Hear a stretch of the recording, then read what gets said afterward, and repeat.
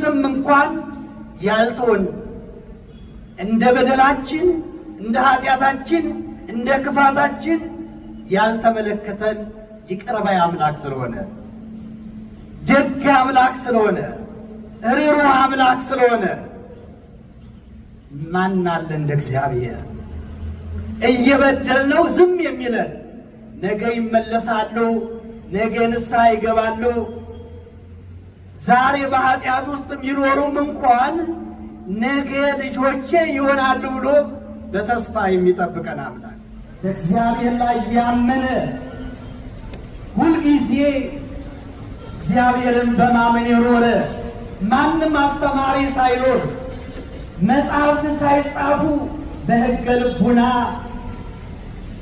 እግዚአብሔርን መርምሮ ያገኘ ፈጣሪውን መርምሮ ያገኘ ደጉ አብርሃም መልካም የሚያደርጉ መልካም የሚሰሩ በእምነት የሚኖሩ በንስሐ ሕይወት የሚመላለሱ ዋኖቻቸውን የሚያዩ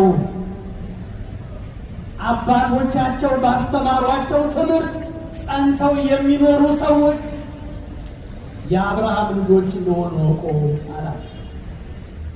እግዚአብሔር ለዘላለም የማይቀየር የማይለወጥ አምላክ ነው። እስከ ሞት ድረስ የምናምነው ምድሩም ሰማዩም የሱ የሆነ መግደል ማዳን የሚችል ሁሉ በእጁ የሆነ አምላክ ነው። ክርስቲያን ሆኖ መዋሸት፣ ክርስቲያን ሆኖ እግዚአብሔር የማይወደው እግዚአብሔር የማይከብረው ቦታ ላይ መገኘት ክርስትና ሕይወት አይደለም። ክርስትና ራሱ ጥርት ያለ ወደ መንግሥተ ሰማያት የሚያደርስ ወደ ርስቱ የሚያገባ ነው። ወሐረየነ ሎቱ ለርስቱ